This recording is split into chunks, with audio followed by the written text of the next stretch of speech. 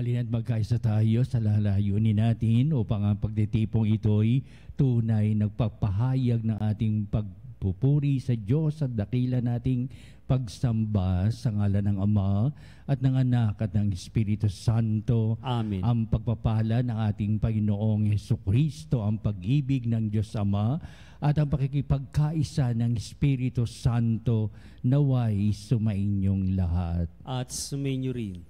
Ginugunta natin si San Alberto o dakilang Saint Albert the Great, dakila na the Great, sa dakilang San Alberto upang lalo nating pagtibayin sa buhay pananampalataya ang naging misyon ni Albert, dakilang Alberto, at upang lalong makita nating landas sa matuwid na pamumuhay at katagan sa pananampalataya. Kaya upang tayo'y maging marapat na gumanap sa banal pagdiriwang na ito'y aminin natin ang ating mga pagkukulang, humingi tayo sa Diyos ng kanyang awa at patawad. Inaamin ko sa makapangyarihang Diyos at sa inyo mga kapatid na lubha ako nagkasala sa isip, sa salita at sa gawa at sa aking pagkukulang, kaya isinasamo ko sa mahal na Birheng Maria, sa lahat ng mga anghel at mga banal, at sa inyo mga kapatid na ako'y panalangin sa Panginoong ating Diyos. Kaawan tayo ng makapangyarihang Diyos, patawarin tayo sa ating mga kasalanan at patnubayan tayo sa buhay na walang hanggan. Amen. Panginoon, kaawaan mo kami. Panginoon, kaawaan mo kami. Kristo, kaawaan mo kami. Kristo, kaawaan mo kami. Panginoon, kaawaan mo kami. Panginoon, kaawaan mo kami. Manalangin tayo. Ama naming makapangyarihan, pinakadakila mo sa obispong ni San Alberto sa pagtatambalan ng karunungang likas sa tao at pananampalataya sa iyo, ipagkaloob mong mapanghawakan namin ang itinuro niya upang sa pagunlad ng kaalaman ay marating namin ang kaibuturan ng pagkakakilala sa iyo at pagmamahal sa pamamagitan ni Jesucristo kasama ng Espiritu Santo magpasawalang hanggan. Amen. Pagbasa mula sa Aklat ng Karunungan. Mga hari, pakinggan ninyo ito at unawain. Mga namamahala sa buong daigdig, pag-aralan ninyo ito. Makinig kayo, mga pinuno ng maraming bansa. Kayo na ang ipinagmamalaki ay ang dami ng inyong mga nasasakupan. Ang pamamahala ninyo'y kaloob ng Panginoon at ang kapangyarihay mula sa kataas-taasan. Siya ang susuri ng inyong mga gawa at sisiyasat ng inyong mga panukala. Kung sa inyong pagiging tagapamahala ng kanyang kaharian ay hindi kayo magiging tapat. Kung hindi ninyo susundin ang kautusan at kung hindi kayo mamumuhay ayon sa kanyang kalooban, madali siyang paririto at parurusahan kayo ng mabigat na parusa. Walang katulad ang bigat ng parusang inilalaan niya sa mga namumuno at makapangyarihan. Ang mga aba ay kahabagan at patatawarin, ngunit ang mga nasa kapangyarihan ay mahigpit na hatulan. Ang Panginoon ng lahat ay hindi natatakot kaninuman, gaano man siya kadakila, siya ang may likha sa lahat, sa dakila at sa aba. Kaya't pare-pareho lang ang tingin niya sa lahat.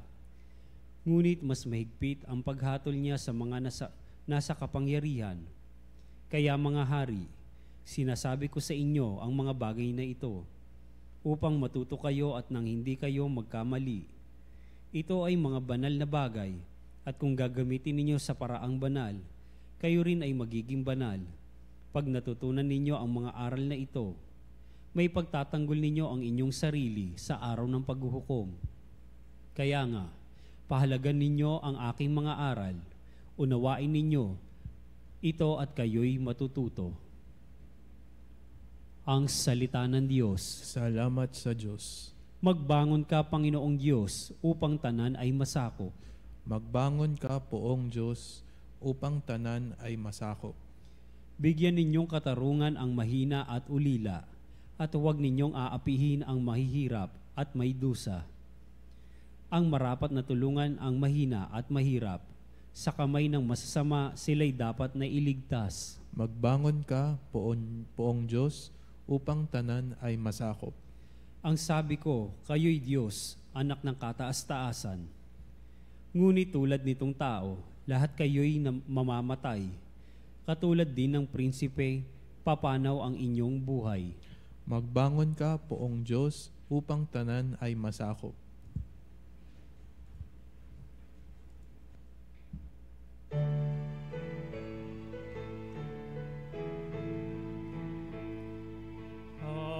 Hallelujah, hallelujah, hallelujah, hallelujah. Sumainyo ang Panginoon. At sumainyo ang rin. pagpapahayag sa Ebanghelyo ayon kay San Lucas. Papuri sa iyo, Panginoon. Sa paglalakbay ni Jesus patungong Jerusalem, nagdaan siya sa hangganan ng Samaria at Galilea. Nang papasok na siya sa isang nayon, siya'y sinalubong ng 10 ketongin. Tumigil sila sa malayo-layo at tumiyaw ng, Jesus, Panginoon, mahabag po kayo sa amin. Nang makita sila ay sinabi niya, humayo kayo at pakita sa mga saserdote. At samantalang sila'y naglalakad, gumaling sila. Nang mapuna ng isa na siya'y magaling na, nagbalik siyang sumisigaw ng nagpupuri sa Diyos.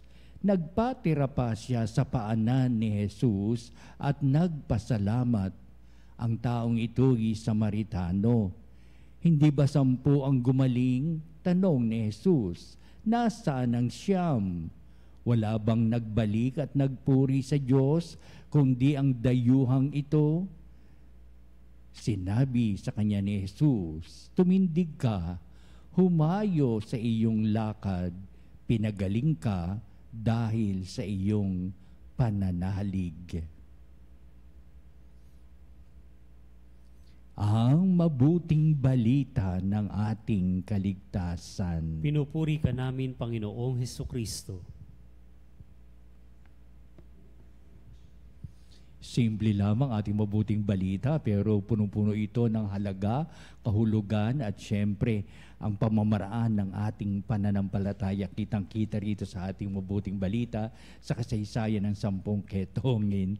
Sapagkat talaga nasa alituntunin ng mga aklat ni Moises na talagang kung ikaw'y gumaling sa iyong karamdaman, ikaw'y gumaling sa pagkaketong na talagang ikaw ay inihiwalay sa lipunan, maging sa pamilya, at may baat naninirahan kayo sa isang lugar, sa may libingan, doon sila naroroon, at upang sa pagbabalik nila sa kanilang mga tahanan, mayroong hudyat na gagawin ang mga saserdote o pari na naroon sa templo o sa sinagogang silang lugar na kanilang pagsamba.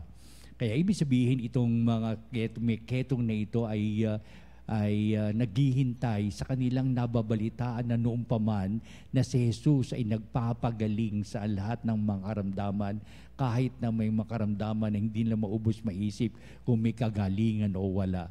Basta naghihintay sila sa pagdating ni Kristo at nung nakita nila si Kristo, sapagkat marami mga tao sumusunod kay Kristo, kaya nalintana sila kapag marami mga tao at naroon si Kristo, malayo pa ay sumigaw na sila upang sila ay pagalingin ng ating Panginoong Kristo.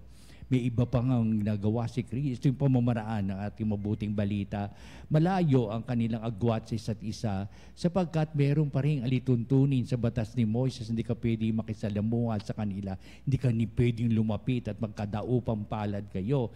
Pero may ginagawa din minsan natin Panginoong Kristo na siya'y lumapit sa isang may ketong at talagang pinagaling niya. Pero itong ating mabuting balita ngayon, malayo-layo ay humihiyaw na sila. Narinig ni Jesus at na malayo din si Jesus. Tumugon si Jesus at sinabi niyang, kayo'y pumunta sa pakita sa inyong saserdote. Kaya nga ba't, oo, sa malayo lugar, napakinggan nila ang sinasabi ni Jesus. Kaya pumunta na nga sila sa saserdote para makita at magpapahayag na sila ay magaling na. Ano pat, habang sila naglalakad papunta doon sa saserdote, doon sa templo, ay gumaling na nga itong 10 may ketong na ito. Pero numapon na nung isa na siya'y magaling na, siguro napuna din niya yung kasama niya magagaling na sila. Itong Samaritano na ito ay bumalik sa ating Jesucristo. Nagpatira pa sa kanya, nagpasalamat at nagpuri sa Diyos. Medyo tinan natin kung ano yung napakahalagang ginawa ng Samaritanong ito na siya ay malayo sa pananampalataya ng mga Hudyo o hiwalay o sapagkat hindi man tinatanggap ng mga Hudyo ang mga Samaritano. Kaya nasa hangganan na lamang si Kristo papuntang Jerusalem, hindi na siya dadaan sa Samaritan village. Kaya sa hangganan lamang ng Galilea at Samaritano sapagkat siya ay pupunta sa ibang lugar na papuntang Jerusalem at hindi na siya mag-shortcut sa Samaritan village. Kaya ibig sabihin lamang nito, may kagalingang nagawa ang Diyos sa buhay ng tao. Kaya ipahayag sa ating mabuting balita ni San Lucas, oo, ang mga naniniwala na sa templo naroon ang kanilang Diyos. Sa templo doon sila sumasamba sa Diyos. Sa templo doon ang kanilang mga ritual na ginagawa upang sabihin ang Diyos ay heto na ngayon, kapiling namin naroon sa loob ng templo. At para bang sinasabi na ang Diyos ay wala sa labas ng kanilang templo para doon lamang gaganapin nila ang kanilang mga rituals, ang kanilang mga pamamaraan sa diwa ng kanilang pagsamba at lahat-lahat gaganapin nila yon doon sa loob ng kanilang mga templo. Pero pinakita ng Samaritano na ito na heto ngayon ang mababagong anyo ng templo, na ito ang bibigyang daan na mula noon hanggang sa kasalukuyan. Ang templong ito ay ang ating Panginoong Jesucristo at ang templong ito ang binibigyan ng daan sa buhay pananampalataya. Heto ngayon si Kristo at magiging sa pagsamba, maging daan sa kanilang pagsamba sapagkat siya ay Diyos na totoo at tao namang totoo. Tingnan ninyo ang twist ng pagbabago ng buhay pananampalataya ng mga tao. Isang lugar at isang tao na kinikilalang Diyos na totoo ang nabigay daan upang ang lahat ay may kagalingan, may pagtutuwid, may patnubay, may kapatawaran, sapagkat ang lahat ay mauuwi sa katauhan ni Kristo na noon ay kanilang binibigyan ng daan, nakikinig sa kanyang mga salita, ang kanyang mga itinuturo, pero higit pa ang kanilang nakita sa katauhan ni Kristo na ito'y galing sa Diyos, ito'y mesyas ng Diyos. Kaya ibig sabihin, pumunta itong taong itong pinagaling at nanikluhod sa paanan ni Kristo at siya'y sumamba sa Diyos sa pamamagitan ni Kristo. Kaya ito'y magiging diwa ng isang buhay pananampalataya na pagkalipas ng pagpapakasakit at kamatayan ni Kristo, pagtatanghal kay Kristo ang binibigyan ng pagpapahalaga sa diwa nating pagsamba sa Ama sa pamamagitan ng ating Jesucristo. Kaya sasabihin mo itong pinagaling ako ng Diyos Ama sa pamamagitan ni Kristo na siyang naging daan para ako ay mabalik sa aking pamilya, bumalik ako sa sambayan ng aking kinabibilangan. Kaya upang itanghal si Kristo sa pamamagitan ng pananampalataya, dinadakila ang Diyos na nagpahayag sa tao sa pamamagitan ni Kristo ng kadakilaang iyon sa buhay pananampalataya, anuman ang hilingin ay makakamit. Kaya heto tayo ngayon ang pagsamba natin sa Diyos Ama. hindi mawawala na sa pamagitan ni Kristo, lahat ay may katuparan. Lahat ay gaganapin sapagkat may patnubay, may kagalakan o kasiyahan, may kapatawaran at lahat-lahat na makikita natin galing sa Diyos at sa pamagitan ni Kristo lalong nagiging makahulugan at punong-puno ng diwa at pagpapala ng poong may kapal. Halina at pagsamba natin sa Diyos ay naging lalong mahalaga, lalong may kadalisayan sapagkat meron tayong Kristo na sa pamamagitan niya na iuukol natin ang ating buhay sa Diyos at pagpapala man din na magagaling sa Diyos sa pamamagitan ni Kristo na makamit natin sa tuwina ngayon at magpasawalang hanggan. Amen.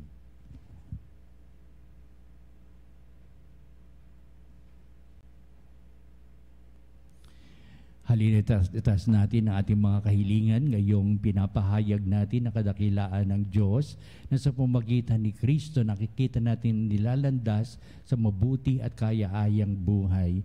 Ang ating pong itutugon sa bawat panalangin. Panginoon, dinggin mo ang aming panalangin. Panginoon, dinggin mo ang aming panalangin. Ang simbahan sa lupa, naway patuloy na hilumin sa kapangyarihan ng Espiritu Santo ang mga may wasak na buhay. Manalangin tayo sa Panginoon. Panginoon, dinggin mo ang aming panalangin.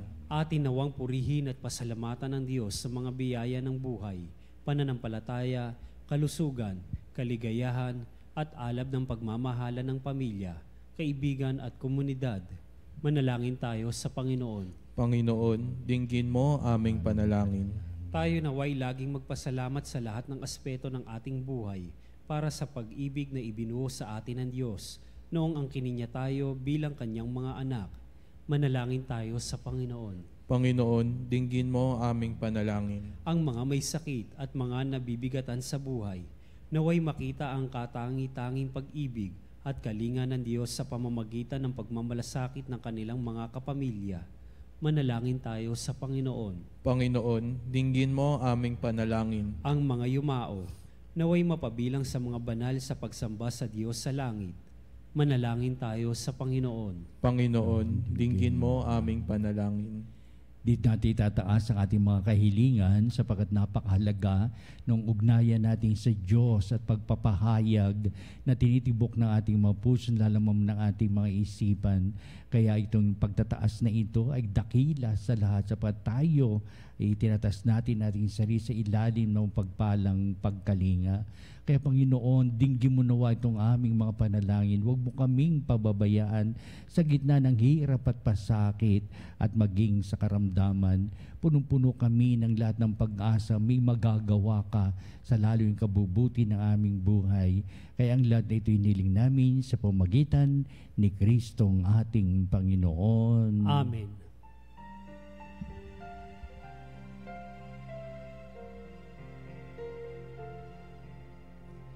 Tanging alay namin sa pagmoy aming inihain ang tinapay na nagbibigay.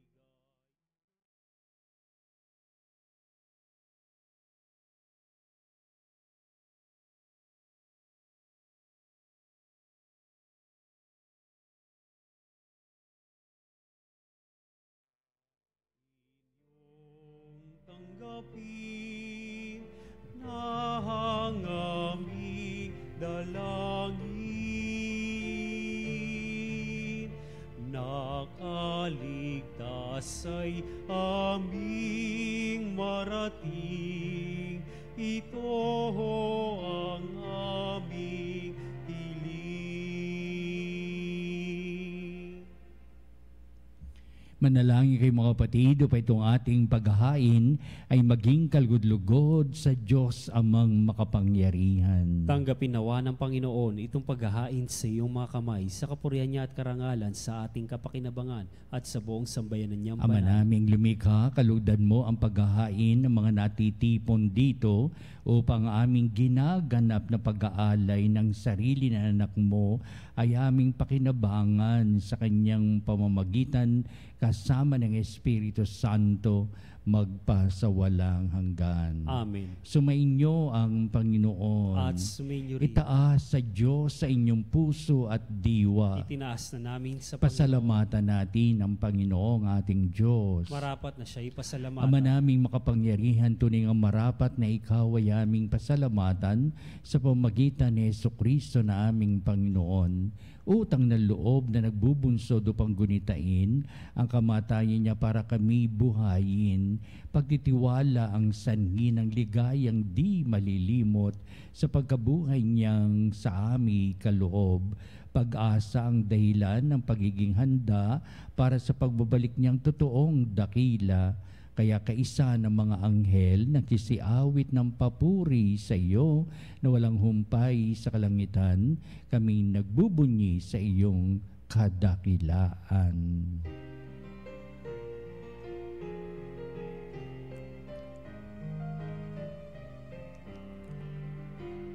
Santo, Santo, Santo, Panginoong Diyos na makapangyarihan, napupuno ang langit at lupa.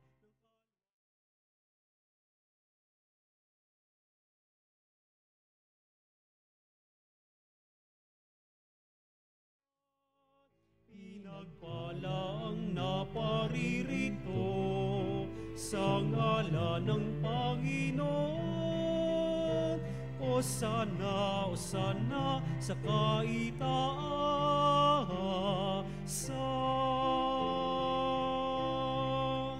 Ama naming banal, ikaw ang bukal ng tanang kabanalan, kaya't sa pamagitan ng Espiritu mong banal, ang mga kaloob na ito upang para sa amin ay maging katawan at dugo ng aming Panginoong Jesucristo. Bago niya pinagtiis ang kusang loob na maging handog, hinawakan niyang tinapay, pinasalamatan kanya, pinagati-hati niya yon, iniabot sa kanyang mga lagad at sinabi, "Tagapin niyong lahat ito at kanin, ito ang aking katawan na ihahandog para sa inyo."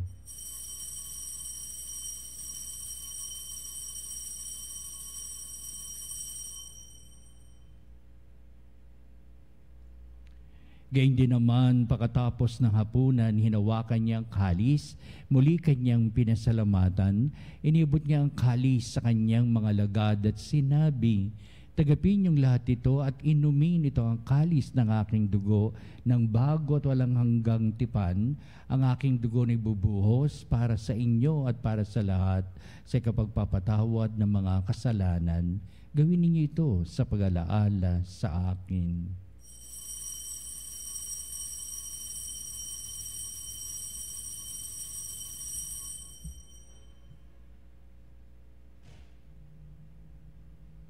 Ipagbunyi natin ang misteryo ng pananampalataya.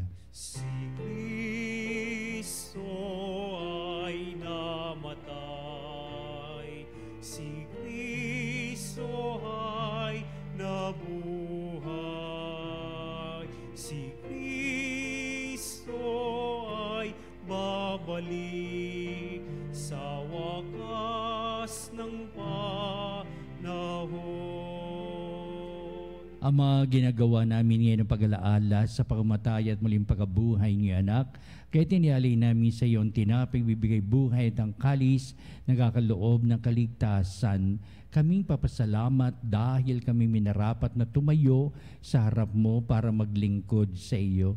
Sinasamo namin kami magsalo-salo sa katawan dugo ni Kristo ay mabuklod sa pagkakaisa sa pamamagitan ng Espiritu Santo.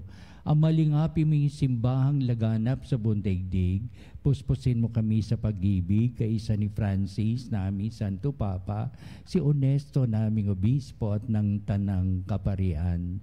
Alalahanin mo rin ang aming mga kapatid na nahimlay na may pag-asang sila'y muling mabubuhay, gayon din ang lahat ng mga pumanaw. Kaawaan mo sila at patuloyin sa iyong kaliwanagan. Kaawan mo at pagindapatin kaming lahat na makasalo sa iyong buhay na walang wakas, kaisa ng mahal na Birheng Maria, ina ng Diyos, si San Jose na kanyang dakilang kabiyak ng puso, at ang lahat ng mga apostol at mga banal, si San Alberto, upang lahat ay mamuhay, upang lahat pagkalooban ng iyong mga bahalang pagpapala dito sa daigdig, upang maging kalugod-lugod sa iyo. May pagdiwang nawa namin ang pagpupuri sa ikararangal mo sa pamamagitan ng iyong anak na aming Panginoong Hesukristo.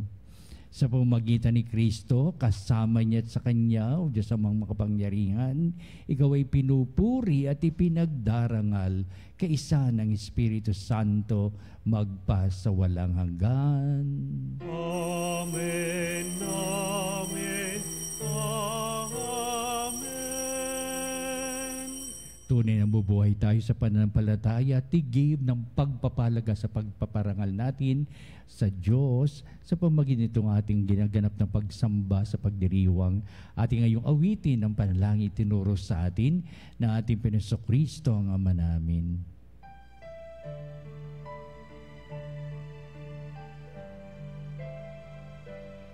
Ama namin, sumasalangit ka, sambahin ang ngalan mo.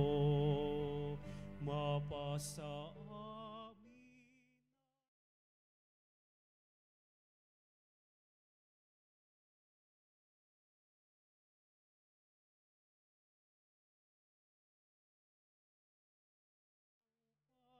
Para nang sa langit, bigyan mo kami ngayon ng aming kakanin sa araw-araw, at patawarin mo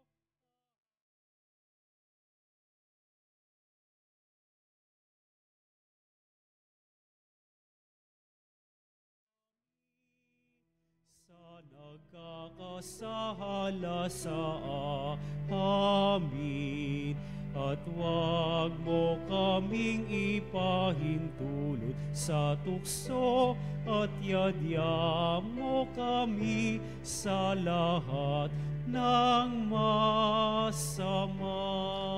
Hinihiling namin kami ay Diyos sa lahat ng masama, pagkalooban ng kapepen araw-araw, iligtas sa kasalanan, ilayo sa lahat ng kapamakan, samantalang aming pinanabikan ng dakilang araw ng pagpapahayag ng tagapagligtas naming si Hesukristo. Sapagkat sa iyo ang kaharian at ang kapangyarihan at ang kapurihan magpakailanman. Amen. Hesukristo, sinabi mo sa mga apostol, kapayapaan ang iniiwan ko sa inyo, ang aking kapayapaan ay binibigay ko sa inyo. Tunghayan mo ang aming pananampalataya at huwag ang aming mga pagkakasala. Pagkalooban mo kami na kapayapaan at pagkakaisa ayon sa iyong kalooban, kasama ng Espiritu Santo magpa sa walang hanggan. Amen. Ang kapayapaan ng Panginoon ay laging sumainyo. At sumainyo Magbatian tayo at magbigay ng kapayapaan sa isa't isa. Peace be with you. Peace be with you. Kordero ng Diyos na nag-aalis ng mga kasalanan ng mundo, maawa ka sa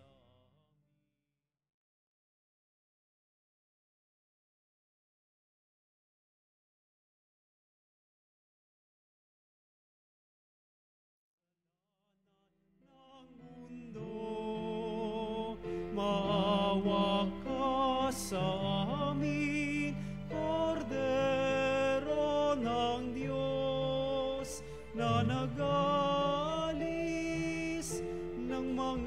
kasalanan ng mundo. Ipagkaloob.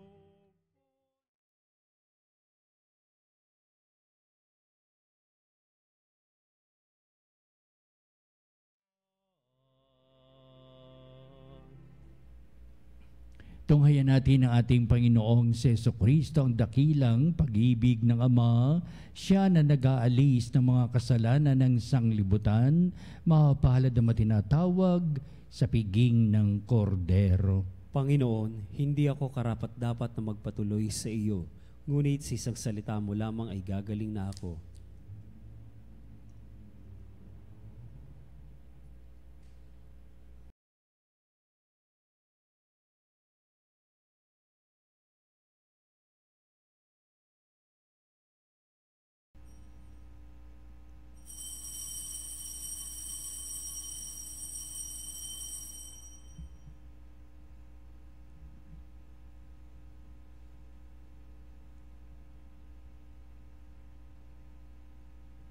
Mga kapanalig, ating dasalin ang komunyong espiritual.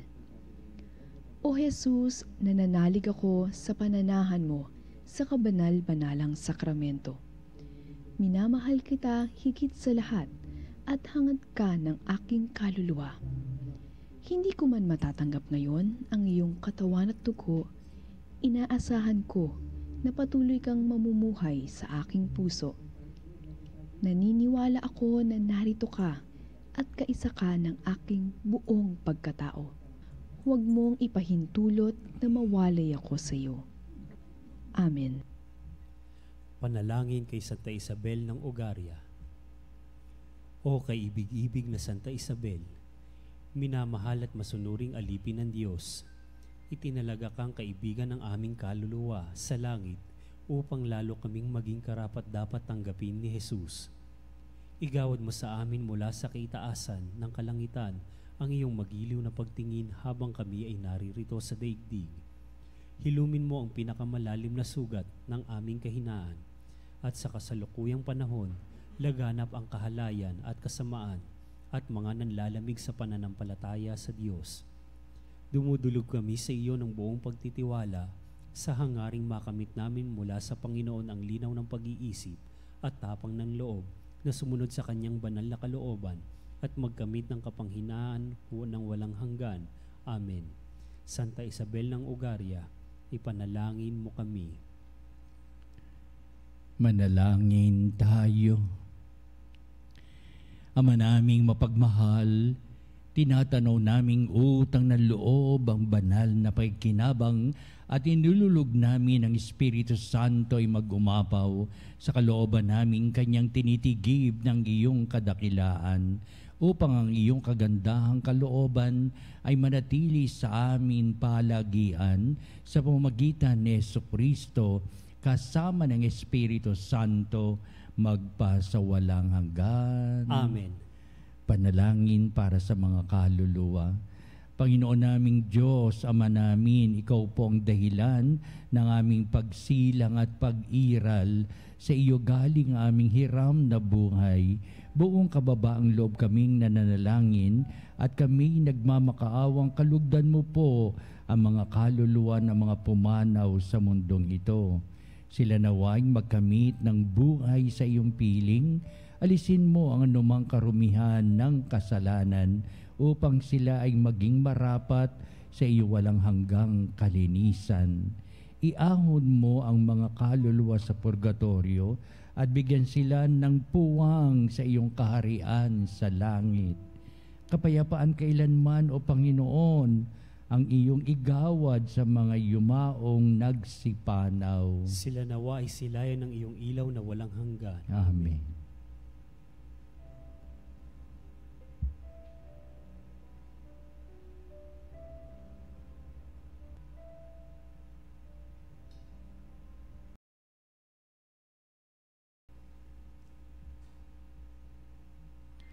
Sa muna patalastas, mga pagtatanghal sa kababanalang sakramento at sa ating pong pagtatanod, kalakip ang ating pong mga panalangin.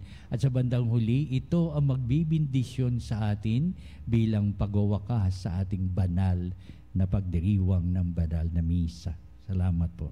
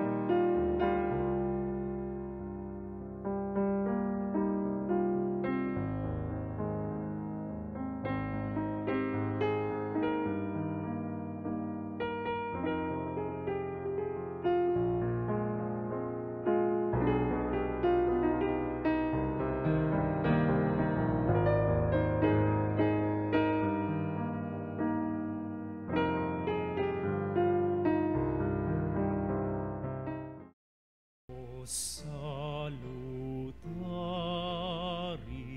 hostia, Veceli Patris hostium,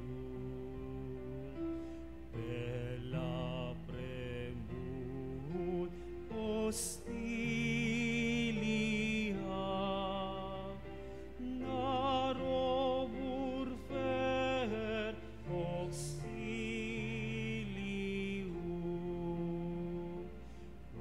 unitrino que Domino, sit sempiter na gloria, qui vitam sine termino, nobis donet in patria.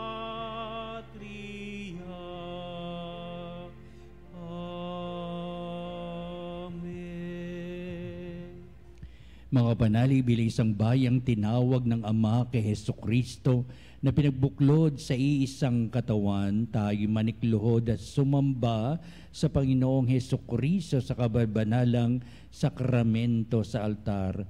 Sa sandaling ito ng pagpupuri at pagsamba sa banal na sakramento, alalahanin natin ang ating mga kapanalig na kasama natin ngayong nakikinig at nakasubaybay sa ating himpilan. Higit sa lahat, ang ating mga may sakit at mga nakaratay sa banig ng karamdaman, ang mga sa paggamutan at kanilang tahanan, at ang lahat na tanging sa Diyos lamang umaasa ng kagalingan. Gayun din, panalangin natin ang mga nanghihinaan sa kanilang pananampalataya, ang mga nakararanas na matinding kalungkutan, takot at pangamba, ang mga nawalan ng pag-asa at lakas ng kalooban. O Diyos, halina at kami tulungan. O Panginoon, magmadali ka sa iyong pagdamay. Papuri sa Ama at sa Anak at sa Espiritu Santo. Kapara noong una, ngayon at magpasawalang hanggan. Amen. Purihin ang makapangyarihang Ama na nagsugo sa kanyang bugtong na anak upang tayo'y maipagkasundo sa Kanya. Pinupuri ka namin ngayon at kailanman. Purihin ang Panginoong Hesukristo, ang kordero ng Diyos na nag-alay ng kanyang katawan at dugo bilang pagtubos sa sala ng tanan. Pinupuri ka namin ngayon at kailanman. Purihin ang Espiritu, ang Panginoon nagpapabanal na pumupuspos at nagbibigay kagalingan sa lahat. Pinupuri ka namin ngayon at kailanman.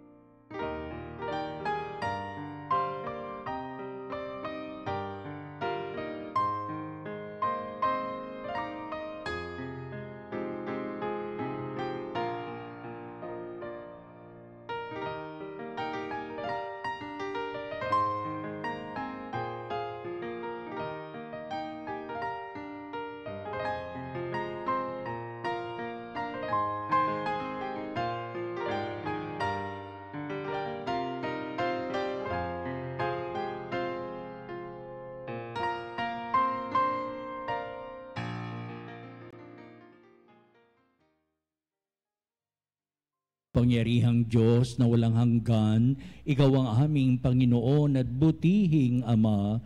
Sa iyong pagpapala, ipagkaloob mo ang lakas sa aming kahinaan.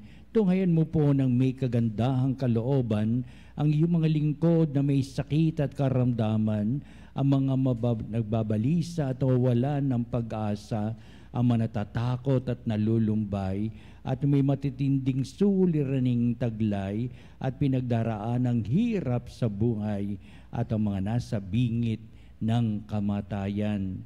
Pagalingin at aliwin mo po sila sa kanilang mga karamdaman at ibalik sa kalusugan at kapanatagan ng kalooban upang mabatid nila ang iyong kabutihan at sila'y magpasalamat sa iyong banal na pangalan. Hinihiling namin ito sa pamamagitan ni Kristong ating Panginoon. Amen. Panginoon, nagsusumamo kaming dalawin ang tahanang ito at alisin mula rito ang lahat ng mapanirang kapangyarihan ng kaaway. Manahanawa rito ang iyong mga anghel at banal upang panatilihin kami sa kapayapaan at sumaamin nawang lagi ang iyong pagpapala. Hinihiling namin ito sa pamamagitan ni Kristong ating Panginoon. Amen. Gawaran nawa tayo ng makapangyarihang Diyos ng kapanatagan ng kalooban at mapayapang buhay. Amen. Tantum ergo sacramentum veneremur cernui et antiquum documentum novo cedat ritui prestet fides supplementum sensu defectui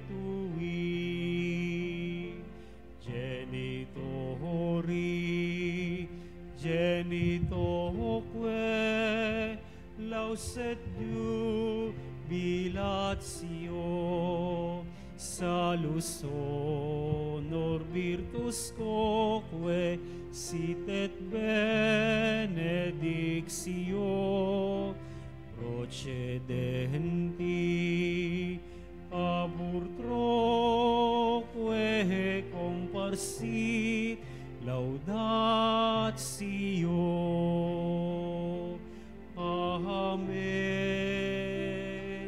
Amen. Panem Dei cielo, praestetiste eis. Omne delectamentum in se habente. Oremus. Deus, qui nobis sub sacramento mirabili, passiones tue memoriam reliquisti, tribue quesimus, ita nos corporis et sanguinis, tui sacra mysteria venerari, o redemptiones tue fructum, in nobis iugitur sensiamus, qui vives et reinas in saecula saeculorum. Amen.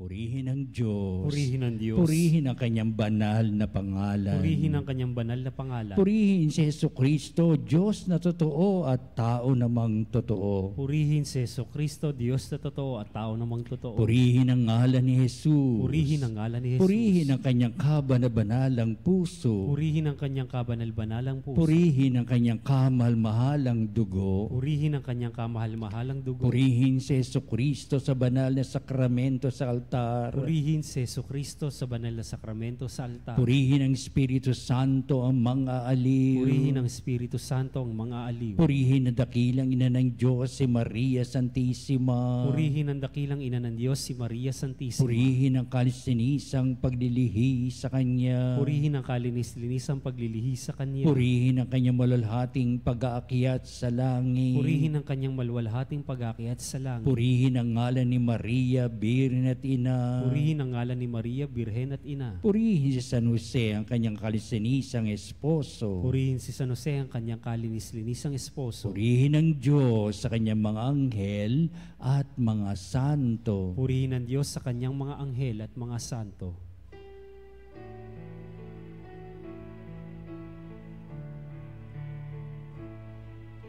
O Sacramento soli, O Sacrament divine,